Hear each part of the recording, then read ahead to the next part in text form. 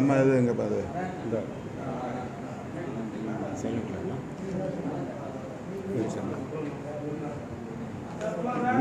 Sir right.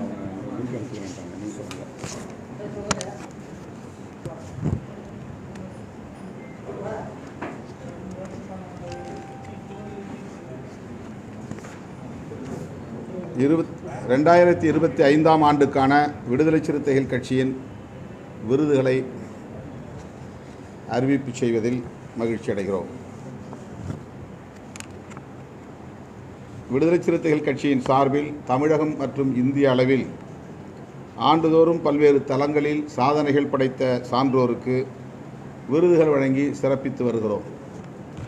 சமூகம், அரசியல், பண்பாடு, கலை, இலக்கியம் போன்ற தளங்களில் சீரிய முறையில் தொண்டாற்றும் சிறப்புமிக்க தலைவர்கள் உள்ளிட்ட பல்வேறு ஆளுமைகள் வாய்ந்த சான்றோருக்கு அம்பேத்கர் சுடர், பெரியார் ஒளி, காமராசர் கதிர், அயோத்திதாசர் ஆதவன், காயிதே-மில்லத் பிறை மற்றும் செம்மொழி ஞாயிறு ஆகிய விருதுகளை 2007ஆம் ஆண்டு முதல் ஆண்டுதோறும் வழங்கி சிறப்பித்து வருகிறோம். 2022ஆம் ஆண்டு முதல் கூடுதலாக மார்க்ஸ் மாமணி விருதும் வழங்கி வருகிறோம் என்பதை பெருமகிழ்வுடன் தெரிவித்துக் கொள்கிறோம். முத்தமிழறிஞர் முனைவர் கலைஞர், மாண்புமிகு தமிழக முதலமைச்சர் மு.க. ஸ்டாலின், கேரள முதலமைச்சர் மாண்புமிகு பினராயி விஜயன், கர்நாடக முதலமைச்சர் மாண்புமிகு சித்தராமையா, தமிழர் தலைவர் ஆசிரியர் கி. வீரமணி, எழுத்தாளர் அருந்ததி ராய், தோழர் து. ராஜா, இலக்கிய செல்வர் குமரி அனந்தன், தமிழ்நாடு காங்கிரஸ் தலைவர் கே.எஸ். அழகிரி, பாவலர் ஏறு பெருஞ்சித்திரனார், உணர்ச்சி பாவலர் காசி ஆனந்தன், சொல்லின் செல்வர் ஆ. சக்திதாசன், பாவலர் வை. பாலசுந்தரம், பேராசிரியர் காதர் மொய்தீன், பேராசிரியர் ஜவாஹருல்லா, ஏ.எஸ். பொன்னம்மாள், கிருஷ்ணம்மாள் ஜெகநாதன் உள்ளிட்ட சான்றோர் பலருக்கு இதுவரை விசிக விருதுகள் வழங்கப்பட்டுள்ளன. அந்த வரிசையில் 2025ஆம் ஆண்டுக்கான விசிக விருதுகள் பெறும் சான்றோர் பட்டியலை வெளியிடுவதில் பெருமைப்படுகிறோம். சான்றோர் பட்டியல். அம்பேத்கர் சுடர் விருது முனைவர் திரு கே.எஸ். சலம், துணைவேந்தர், திராவிட பல்கலைக்கழகம். பெரியார் ஒளி திரு சத்யராஜ், திரைப்பட கலைஞர். மார்க்ஸ் மாமணி தோழர் தியாகு, பொதுச் செயலாளர், தமிழ் தேசிய விடுதலை கழகம். காமராஜர் கதிர் திரு வே. வைத்திலிங்கம், எம்பி, மேனாள் முதலமைச்சர், புதுச்சேரி. அயோத்திதாசர் ஆதவன் முனைவர் பா. ஜம்புலிங்கம், பௌத்த ஆய்வறிஞர். காயிதே-மில்லத் பிறை திரு பி.ஏ. காஜா மொய்னுதீன் பாக்கவி, தலைவர், தமிழ்நாடு ஜமாத்துல் உலமா சபை. செம்மொழி ஞாயிறு பேராசிரியர் ஆ. சண்முகதாஸ், தமிழறிஞர், இலங்கை. விசிக விருதுகள் வழங்கும் இந்த விழா சென்னையில் நடைபெறும் நாள் பின்னர் அறிவிக்கப்படும்.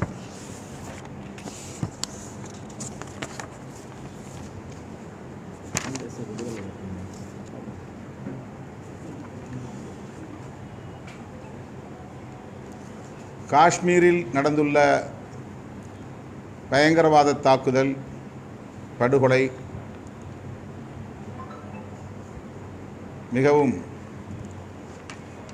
அதிர்ச்சி அளிக்கக்கூடிய ஒரு தாக்குதல். ஒட்டுமொத்த இந்தியர்களும் ஒருங்கிணைந்து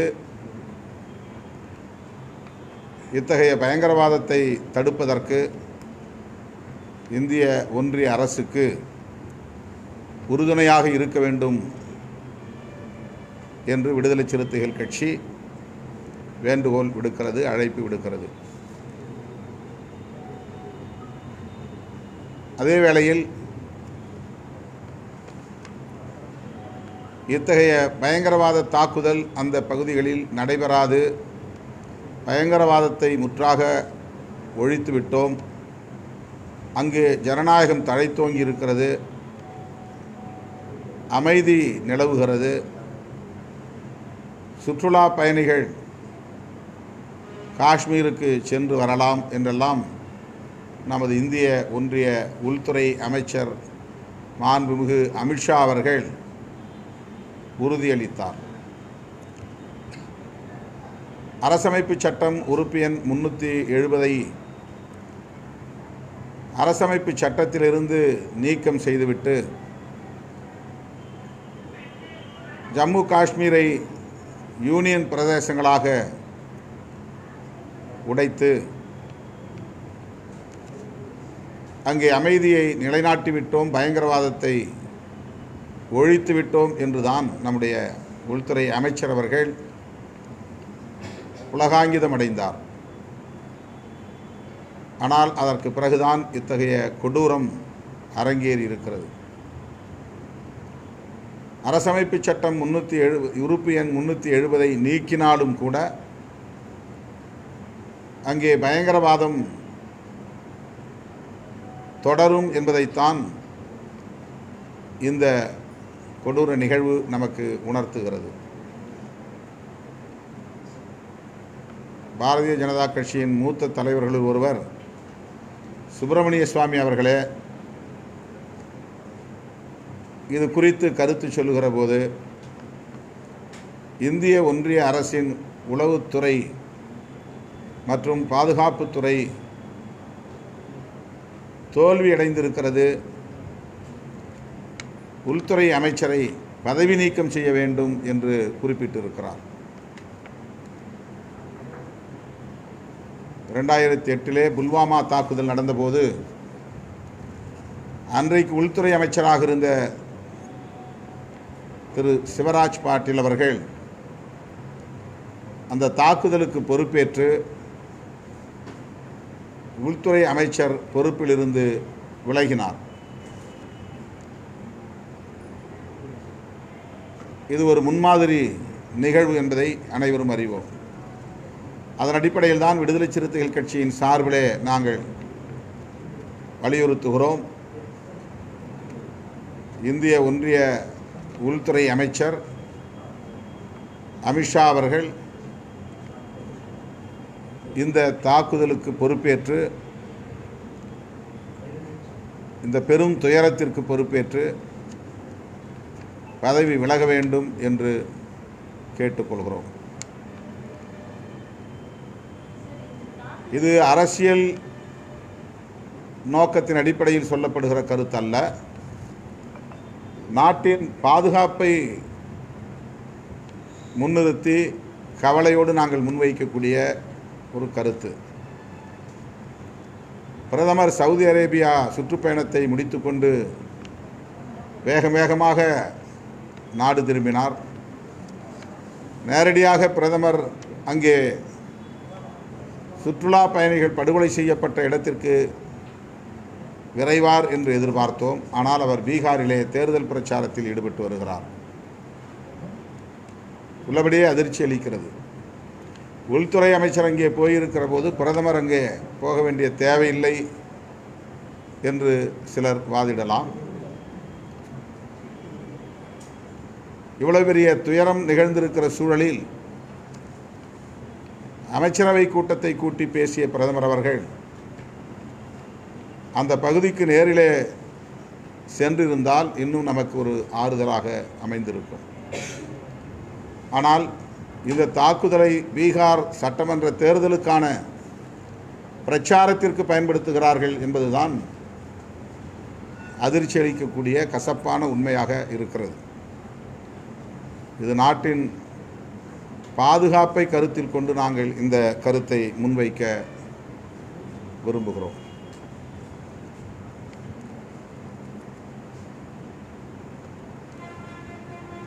சத்தீஸ்கர் மாநிலத்தில் ஆபரேஷன் ககர் என்கிற பெயரில் மாவோயிஸ்டுகளுக்கு எதிரான போர் என்ற அறிவிப்போடு கடந்த ஒரு மாத காலமாக அங்கே தாக்குதல் நடத்தப்பட்டு வருகிறது. அந்த தாக்குதலில் பெரும்பாலும் ஆதிவாசிகள் தான் படுகொலை செய்யப்படுகிறார்கள். உண்மையான மாவோயிஸ்டுகள் அவர்களின் குறியாக இருக்கலாம். ஆனால் அப்பாவி ஏழை எளிய பழங்குடி மக்கள் மீது பயங்கரவாதத்திற்கு எதிரான தாக்குதல் என்கிற பெயரால் அரச பயங்கரவாதம் கட்டவிழ்த்து விடப்பட்டிருக்கிறது. ஒவ்வொரு நாளும் ஏராளமான பழங்குடி மக்கள், ஆதிவாசிகள் படுகொலை செய்யப்பட்டு வருகின்றனர். இந்த தாக்குதலை நிறுத்திவிட்டு மாவோயிஸ்ட் படையினரின் தலைவர்களோடு பேச்சுவார்த்தை நடத்த வேண்டும். அவர்கள் அதற்கு தயார் என்று அறிவிப்பும் செய்திருக்கிறார்கள். ஆகவே விடுதலை சிறுத்தைகள் கட்சியின் சார்பில் ஆதிவாசிகள் மீதான பயங்கரவாத ஒடுக்குமுறையை கைவிட்டு படுகொலையை நிறுத்திவிட்டு மாவோயிஸ்டுகளோடு அல்லது இந்த படையின் தலைவர்களோடு பேச்சுவார்த்தை நடத்த முன்வர வேண்டும் என்று விடுதலை சிறுத்தைகள் கட்சி வேண்டுகோள் விடுக்கிறது.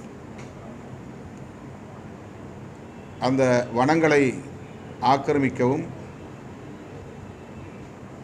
சுரங்கங்களை அமைப்பதற்கும் பன்னாட்டு நிறுவனங்களுக்கு அந்த நிலங்களை வழங்குவதற்கும் இந்திய ஒன்றிய அரசு இத்தகைய நடவடிக்கைகளில் ஈடுபட்டு வருகிறது என்பதுதான் மாவோயிஸ்டுகளின் குற்றச்சாட்டாக இருக்கிறது. எனவே அவர்களோடு உரிய பேச்சுவார்த்தை நடத்துவது தவிர்க்க முடியாத ஒன்றாக இருக்கிறது என்பதை இந்த சூழலில் விடுதலை சிறுத்தைகள் கட்சி சுட்டி காட்டுகிறது. மணிப்பூரிலும் வன்முறை வெறியாட்டம், நாளொரு மேனியும் பொழுதொரு வண்ணமும், துப்பாக்கிச் சூடுகள், அப்பாவி மக்கள் படுகொலை, சத்தீஸ்கரில் பயங்கரவாதத்திற்கு எதிரான போர் என்கிற பெயரில் ஆபரேஷன் ககர் என்கிற பெயரில் ஆதிவாசிகள் படுகொலை, இப்படி இந்தியாவில் ஒரு அமைதியின்மை நிலவுவதற்கு இந்திய ஒன்றிய அரசு பொறுப்பேற்க வேண்டும் என்று விடுதலை சிறுத்தைகள் கட்சி சுட்டி காட்டுகிறது. இந்தியர்களாய் அனைவரும் ஒன்றுபட வேண்டும் என்ற குரலை இதுபோன்ற சந்தர்ப்பங்களில் பாரதிய ஜனதா கட்சியின் தலைவர்கள், பிரதமர், உள்துறை அமைச்சர் உள்ளிட்ட தலைவர்கள் கோரிக்கை வைக்கிறார்கள், அறைகூவல் விடுகிறார்கள். ஆனால் நாள்தோறும் இந்திய மக்களிடையே ஒற்றுமையை சிதைக்கும் பணியில் மதத்தின் பெயரால், சாதியின் பெயரால் சமூக பிளவினையை செய்யக்கூடிய அரசியலை, வெறுப்பு அரசியலை விதைத்து கொண்டிருக்கிறார்கள். மத நல்லிணக்கம், சமூக நல்லிணக்கம் ஆகியவற்றில் கவனம் செலுத்தாமல் தேர்தல் ஆதாயத்திற்காக சிறுபான்மையினருக்கு எதிரான வெறுப்பு அரசியலை விதைத்து கொண்டே இந்த மண்ணில் எப்படி இந்தியர் ஒற்றுமையை உருவாக்க முடியும்? இந்த கேள்வி மிகவும் தவிர்க்க முடியாத ஒன்றாக எழுகிறது. சங் பரிவார்கள் இந்திய மண்ணில் மத நல்லிணக்கத்தை கட்டமைப்பதற்கு முன்முயற்சிகளை மேற்கொள்ள வேண்டும். இந்துக்களும் இஸ்லாமியர்களும், இந்துக்களும் கிறித்தவர்களும், இந்துக்களும் பௌத்தர்களும், இந்துக்களும் சீக்கியர்களும், இந்துக்களும் பார்சிகளும் சகோதரத்துவத்தோடு இந்த மண்ணில் வாழ்வதற்கு மத நல்லிணக்கத்தை உயர்த்தி பிடிக்க சங் பரிவார்கள் முன்வர வேண்டும். அப்போதுதான் இதுபோன்ற பயங்கரவாத தாக்குதல்களுக்கு எதிராக இந்தியர்கள் ஒன்றுபட முடியும் என்பதை விடுதலை சிறுத்தைகள் கட்சி சுட்டிக்காட்ட விரும்புகிறது. கலைஞரின் பெயரால் பல்கலைக்கழகம் அமைக்கப்படும் என்று இன்றைக்கு தமிழ்நாடு முதலமைச்சர் அறிவித்திருப்பதை விடுதலை சிறுத்தைகள் கட்சி வரவேற்கிறது. 2021ஆம் ஆண்டு ஆகஸ்ட் மாதம் விடுதலை சிறுத்தைகள் கட்சி ஒரு அறிக்கையை வெளியிட்டது. கலைஞர் மொழியியல் தளத்தில் பல்வேறு பங்களிப்புகளை ஆற்றியிருக்கிறார். அவருடைய படைப்புகள் என்பதையெல்லாம் தாண்டி மொழியியல் தொடர்பான ஆராய்ச்சிகளுக்கு ஊக்கமளித்திருக்கிறார், அடித்தளம் அமைத்திருக்கிறார். ஆகவே அவருடைய பெயரில் ஒரு பல்கலைக்கழகத்தை உருவாக்க வேண்டும், அது கலைஞர் மொழியியல் பல்கலைக்கழகமாக அமையப்பெற வேண்டும் என்று 2021 ஆகஸ்டில் விடுதலை சிறுத்தைகள் கட்சி வேண்டுகோள் விடுத்தோம். இன்றைக்கு கலைஞர் பெயரிலே பல்கலைக்கழகம் ஒருங்கிணைந்த தஞ்சை மாவட்டத்தில் கும்பகோணத்தில் அமைக்கப்படும் என்பதை மகிழ்ச்சியோடு நாங்கள் வரவேற்கிறோம். அது மொழியியல் பல்கலைக்கழகமாக அமைந்தால் உலகம் தழுவிய அளவில் அனைத்து மொழிகளை கற்பதற்கும் ஆய்வு செய்வதற்கும் ஒப்பீடு செய்வதற்கும் அது தொடர்பான ஆராய்ச்சி மாணவர்கள் படிப்பதற்கும் ஏதுவாக அமையும்.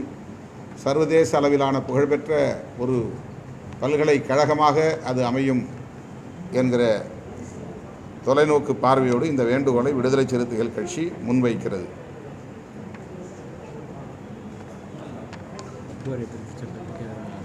வக்ஃப் திருத்த சட்டத்தை எதிர்த்து விடுதலை சிறுத்தைகள் கட்சி ஏற்கனவே அனைத்து மாவட்ட தலைநகரங்களிலும் ஆர்ப்பாட்டங்களை நடத்தியிருக்கிறோம் என்றாலும் வருகிற மே 31ஆம் தேதி திருச்சிராப்பள்ளியில் இந்த வக்ஃப் திருத்த சட்டத்தை எதிர்த்து ஒரு மாபெரும் பேரணியை நடத்த இருக்கிறோம். லட்சக்கணக்கான சிறுத்தைகள் பங்கேற்கும் மாபெரும் பேரணியாக அது நடைபெறும் என்பதை விடுதலை சிறுத்தைகள் கட்சியின் சார்பில் தெரிவித்துக் கொள்கிறோம்.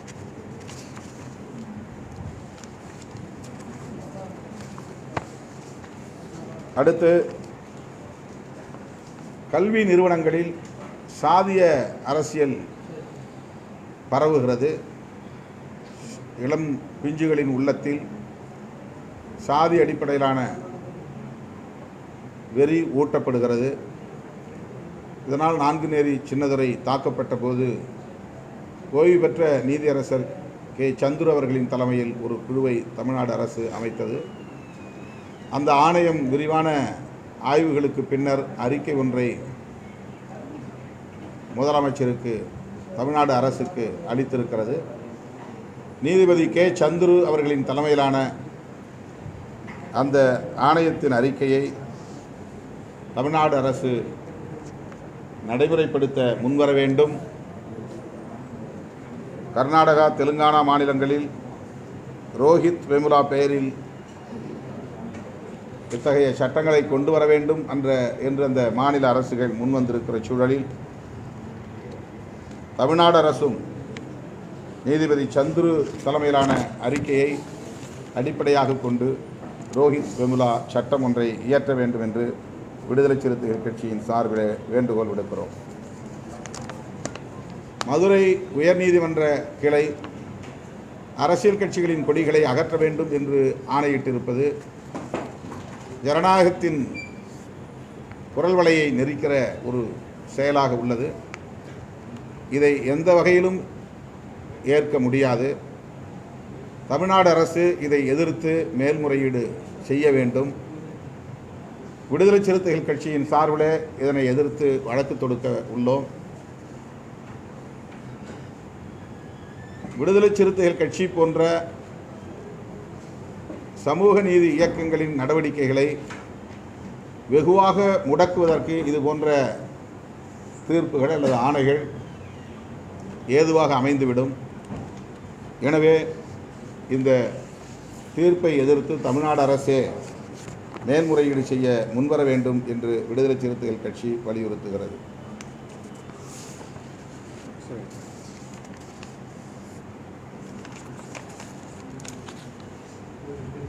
வேறு ஏதாவது கேள்விகள்?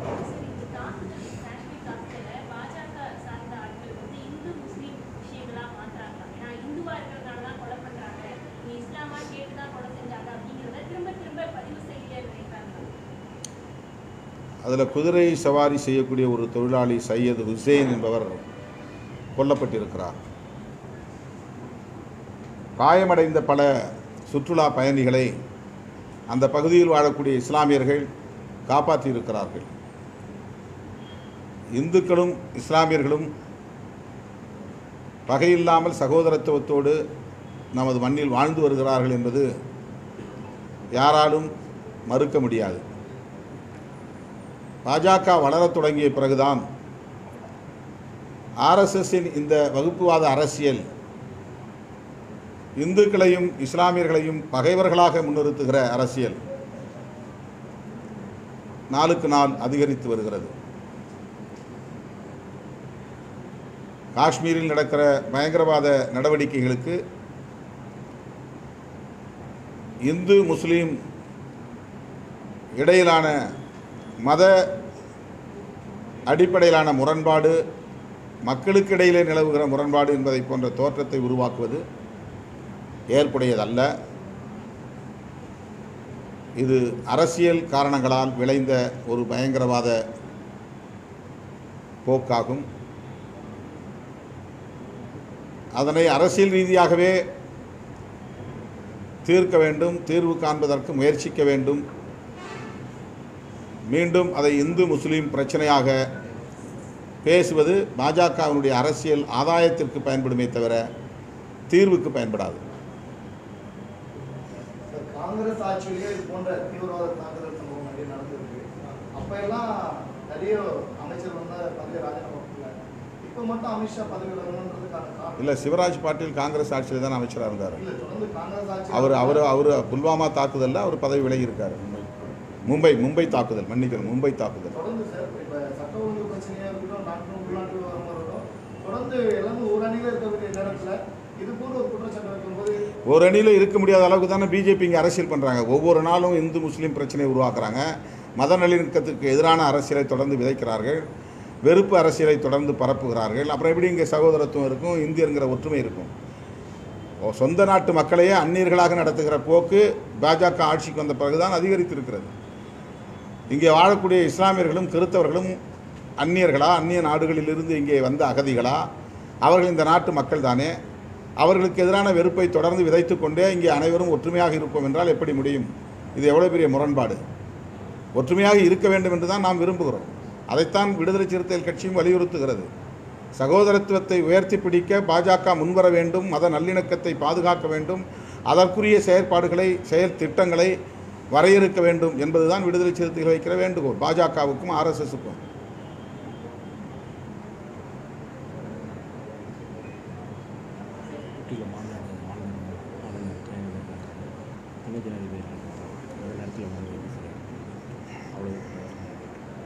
வந்துட்டார்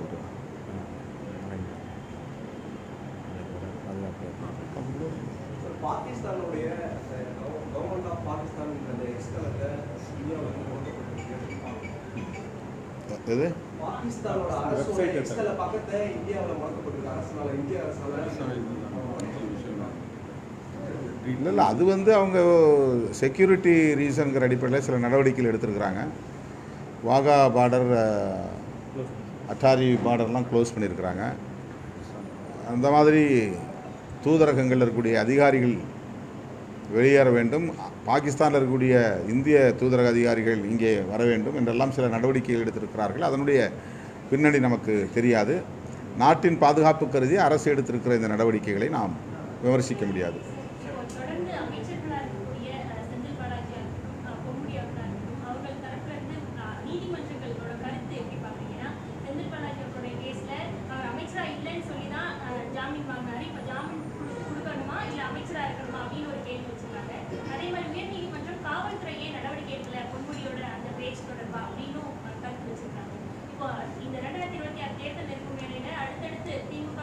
இதை நீங்கள் திமுக தலைவர்கிட்ட கேளுங்க, அவங்க பதில் சொல்லுவாங்க.